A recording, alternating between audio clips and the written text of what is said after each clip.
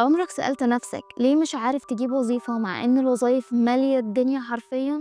السؤال ده مش انت بس اللي بتسأله، ملايين الناس حوالين العالم بيعانوا من نفس المشكلة وبيسألوا نفس السؤال. وعلشان تعرف ايه هي الإجابة وازاي تتعامل مع حاجة زي دي، كمل معايا لحد آخر الفيديو. طيب، ايه هو السبب في الحيرة والمعاناة اللي فيها ملايين من الأشخاص حوالين العالم، مش في الشرق الأوسط بس زي ما انت ممكن تكون متخيل؟ ليه؟ على الرغم من توفر وظائف كتير جدا والجوب اوبننجز مالية الدنيا، إلا إن في تزايد رهيب في عدد البطالة في كل حتة في العالم تقريبا. وازاي بقى تتعامل مع حاجة زي دي طالما في ناس كتير قوي بتعاني منها كده حتى في دول عظيمة شبه أمريكا؟ أول سبب في الظاهرة دي وهو الانترنال هايرنج أو التوظيف الداخلي، وده ببساطة إن في 60% من الوظائف المتاحة أساساً بتتعين من خلال ناس جوه الشركة أو من معارف الناس اللي جوه الشركة. يعني الشركات بدل ما بتنزل إعلان التوظيف وتبدأ تشوف إن الشخص المناسب ليه أو الكانديديتس المناسبين للوظيفة دي، هي بتسأل الناس اللي عندهم في الشركة على معارفهم اللي هم شايفينهم كفء للموضوع ده علشان يوظفوهم، أو بيوزعوا التاسكات اللي موجودة جوه الشركة نفسها على الموظفين اللي موجودين من غير ما يجيبوا أي ناس جديدة أساساً. طيب، وإيه العمل بقى في حاجة زي دي؟ العمل يا سيدي إنك تفهم إن التوظيف 60% منه بالمعارف. يعني 60% من الفرص الموجودة في الشغل بتوصل لها عن طريق إنك يكون لك صاحب في الشركة دي، حد بتحبه، أخ، ابن عم، أيا كان الشخص أو المعرفة اللي تعرفها في المكان ده. أول حاجة هيعملها هو إنه يعمل لك ريفيرال أنت للوظيفة دي، بالذات إن الريفيرال سيستم غالبا أو نظام الترجيح أو الترشيح الأشخاص من بره غالبا بيجيب فلوس زيادة للشخص اللي عمل لك ترشيح ده، فهو كمان بيكون مستفيد من ان انت تاخد الوظيفة دي. عشان كده وجودك في دايرة معارف حد بيسهلك جدا انك تتقبل في وظيفة معينة، بالذات لو انت بتقوله ان انا محتاج وظيفة وبدور على وظيفة وعرفته بالسكيلز اللي عندك. تاني سبب هو ان 40% من الشركات اعترفوا انهم في 2024 بس نزلوا فيك جوب بوستنج او اعلانات توظيف وهمية. يعني ايه اعلانات توظيف وهمية؟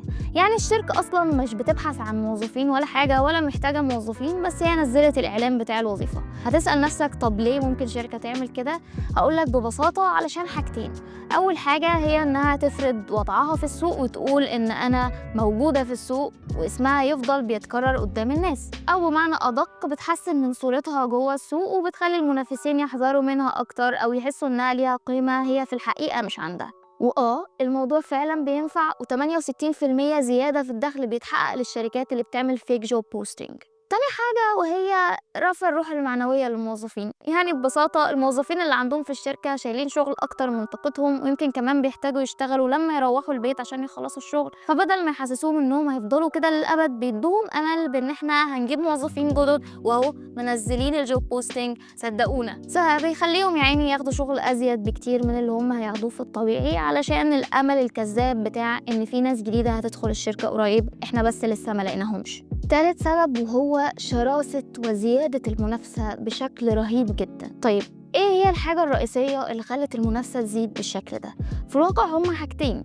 أول حاجة هي إن في تقريبا 76 مليون بني آدم أخد شهايد عن طريق موقع زي كورسيرا السنة اللي فاتت بس، وده معناه إن السكيلد بروفيشنالز أو الناس اللي عندهم سكيلز عالية ويقدروا ينافسوا في السوق بيزيدوا بشكل رهيب، وبالتالي الشركات بتحاول تلاقي أحسن ناس بالنسبة لها تاخدها للوظيفة بتاعتها. بما إن في ناس كتير عندها المواصفات اللي احنا عايزينها، لما نختارش الأحسن والأحسن والأحسن وهكذا. وبما ان الشركات عايزة تختار الناس الأحسن، فده بيقودنا لتاني سبب في الموضوع، وهو وجود ال AI tools أو زيادة الذكاء الاصطناعي أو أدوات الذكاء الاصطناعي اللي خلت إن في طريقة رهيبة لفلترة أو تصفية المتقدمين للوظائف حول العالم. الطريقة دي اسمها ال ATS مثلا. الطريقة دي الشركات بتستخدمها دلوقتي علشان تفلتر اوت أو تصفي أي ريزوميز أو أي سيرة ذاتية مش مناسبة للمواصفات اللي هم عايزينها، بل كمان بينتقوا أكتر وأكتر لدرجة إنهم بيختاروا أحسن الأوصاف اللي متقدمة لهم.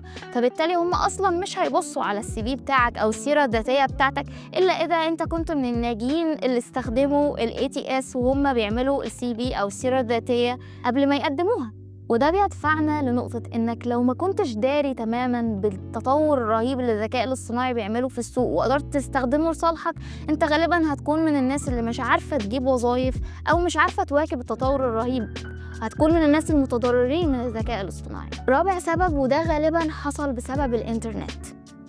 الإنترنت بيقلل وظايف الشغل مش شبه ما احنا متخيلين إنه بيزودها. على الرغم من إن الوظايف مالية الدنيا على لينكد إن وإنديد وكل المواقع التانية اللي ممكن تتخيلها، إلا إن عدد الناس اللي بتتقبل وظايف قل من 8 لكل 10 وظايف إلى 4 لكل 10 وظايف من 2011 ل 2024. وتعالى نقول إن ده بسبب حاجتين.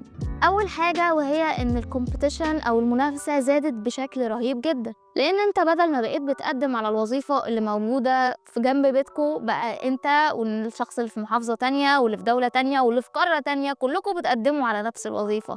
فبالتالي تاني سبب هو إن في ناس عندها استعداد تاخد فلوس أقل مقابل نفس الشغلانة اللي أنت عايز تشتغلها. يعني لو أنت مثلا هنا في اسكندرية عايز تقدم على وظيفة، في شخص في الهند ممكن ياخد الوظيفة بنص المرتب بتاعك، وفي واحد في الصين ممكن ياخدها بربع المرتب، وفي أماكن تانية كتير على حسب مستوى الدولة وعلى حسب مستوى الشخص اللي بيقدم. فبالتالي انت مش بس بتقدم وبتنافس مع الناس اللي معاك في نفس المنطقة، لا، اللي معاك في نفس المحافظة، في نفس الدولة، في نفس القارة، أو حتى في قارة تانية خالص. لو هقولك على حاجة تستفيدها من النقطة دي، هي إنك في بداية الشغل وانت بتحاول تجيب خبرة، حاول تنزل شوية من مستوى توقعاتك في الراتب. صحيح انك هتكون بتستحق اكتر، وان ممكن خبرتك تكون احسن من كده بكتير، والمشاريع اللي انت عاملها بتعبر عنك بشكل رهيب، الا ان المنافسة العالية بتفرض عليك انك تقلل الفلوس اللي انت هتاخدها عشان حتى تعرف تتطور من وظيفة لوظيفة او تمشي من شركة لشركة. السبب اللي بعده هو الايكونوميك uncertainty أو التوتر الاقتصادي، وهو بسبب ببساطة التضخم اللي موجود حوالين العالم كله. التضخم اللي أنا وإنت بنعاني منه كمان بيعاني منه الشركات، لأن مع هامش الربح بتاعهم اللي بيقل، فمقدرتهم على إنهم يوظفوا ناس جديدة كمان بتقل، وده خلاهم يجمدوا التوظيف أو يبطلوا يوظفوا. وحتى المرحلة بتاعة التوظيف نفسها بقت بتاخد أسابيع بل شهور كمان عشان تخلص، وكمان بعد ما تخلص مش لازم تاخد الشغلانة برضو. فلما تلاقي انك بتاخد اسابيع طويلة علشان شركة ترد عليك، او عشان تاخد اكسبتنس، او حتى بيعملوا لك جوستنج وما بيدولكش اي عقاد نافع عن انت هتتقبل ولا لا، افتكر ان دي حالة طبيعية، وان الجوب بروسيس او الهايرنج بروسيس، مراحل التعيين بقت طويلة اكتر بكتير من زمان.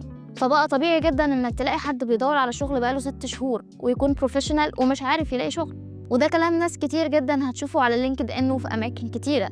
سادس سبب وهو اللاي اوف او الماسيف لاي اوف، وهو مصطلح ببساطه بيعبر عن كميه رهيبه من الرفض جوه الشركات، وصلت لحوالي 250 ألف رفض في خلال سنة 2023 في التك سيكتور بس، أو في القطاع التقني يعني. وده خلى فيه بروفيشنالز كتير جدا بينافسوا هم كمان على الوظائف القليلة اللي احنا بنتكلم عنها. فبالتالي انت مش بس بتنافس مع الشخص اللي في مستواك أو اللي أصغر منك، انت كمان بتنافس الشخص اللي محترف أكتر منك بكتير ومعاه سنين خبرة، بتنافس كل الناس السي في بتاعهم معمول بشكل رهيب جدا واللي معاهم مشاريع أكتر أو خبرة. نيجي بقى للسبب الأخير اللي مخوفنا كلنا، وهو ال AI. هل ال AI هياخد الوظائف بتاعتنا فعلا؟ هل هنقعد في البيت ومش هنعرف تشتغل؟ وأحب أقولك إن الإجابة في حوالي 3900 شخص في شهر مايو 2023 اترفضوا بسبب وجود ال AI في أمريكا بس أحب أبشرك يعني إنك لو ناوي تكون من رواد ال AI أو من الناس اللي بتستخدمه في حياتها اليومية أو في وظائفها، فأنت هيكون قدامك فرص شغل جديدة، لأن ال AI هيزود حوالي 133 مليون وظيفة في السوق، ولكن في نفس الوقت ال AI هيمحي وجود 75 مليون وظيفة. فأنت هنا حاليا بتقرر، هل أنت هتكون من الناس اللي ال AI فادها وخلاها تعرف تستمر في شغلها أو تترقى أو حتى تلاقي وظيفة جديدة، ولا هتكون من ال 75 مليون شخص اللي مش هيلاقوا وظائف؟ فباختصار وببساطة، السوق دلوقتي أشرس من أي وقت كان، مش في مصر بس، في جميع أنحاء العالم. ملايين الناس بتعاني من نفس المشكلة. عشان تحل الأزمة دي لازم تسلح نفسك بحاجات كتير. أولها هي إنك تعمل نتوركينج أكتر أو تزود معارفك اللي يكونوا شغالين في شركات أنت نفسك إنك تشتغل فيها. تاني حاجة إنك تتأكد تستخدم ال AI tools لصالحك، شبه ال ATS مثلا، تعمل من خلاله سيرة ذاتية ناجحة تخليك تمر من الفلاتر اللي الشركات بتعملها عشان تلاقي فرصة إنك يجيلك انترفيو أو تتقبل. ثالث حاجة تزود الصبر بتاعك لأقصى درجة، لأن عملية التوظيف دلوقتي بقت طويلة ومرهقة، ممكن تحتاج إنك تقدم على 200 300 بل 1000 كمان شغلانة عشان تتقبل فيها، وكمان هتاخد وقت طويل ومش هتعرف انت ماشي صح ولا لأ. بس اللي لازم تتأكد منه إنك مش لوحدك كده. وإن في كتير بروفيشنالز حوالين العالم بيعانوا من نفس المشكلة اللي انت فيها. المشكلة دي زايدة عند الشباب، 30% من الشباب مش بيعرفوا يلاقوا وظايف بسبب التطورات اللي حاصلة في السوق دلوقتي. ولكن الأمل هو إنك لو عرفت تستخدم ال AI tools الجديدة وعرفت تحسن النتوركينج بتاعك وزودت مناعة الصبر بتاعتك شوية، إنك تعرف تلاقي وظيفة وتحسن من دخلك. وافتكر إن ال AI tools دلوقتي مش حاجة أنت تقدر تتجنبها. في ناس بتطرد من الشغل مخصوص بسبب ال AI، وفي ناس بتتطور وبتاخد فلوس أكتر برضو بسبب ال AI. أنت لازم تختار الناحية اللي أنت هتكون فيها دلوقتي. عشان تعرف أكتر عن ال AI tools وإزاي تعمل ال CV بتاعك بال ATS، إزاي تقدم على وظائف وتتقبل فيها على مواقع شبه LinkedIn وإنديد، وبشكل عام تعرف تطورات التكنولوجية وإزاي تكون ahead of the market وتعرف تتعامل مع الوضع الديناميك اللي تعبنا كلنا ده، تابعني علشان تشوف الفيديوهات الجاية. أنا رحاب القديم وبتمنى تعملي لايك لو الفيديو ده عجبك، وما تنساش تعمل سبسكرايب عشان تشوف الفيديوهات الجاية، وشاركني برأيك في الكومنتات. هل واجهت صعوبة في سوق العمل اللي موجود بالفعل؟ أو تعرف حد بيعاني من مشكلة من المشاكل اللي أنا ذكرتها؟ وإيه أكتر حاجة حاسس إنك محتاجها في سوق العمل عشان أعمل فيديو عنها في المرة الجاية؟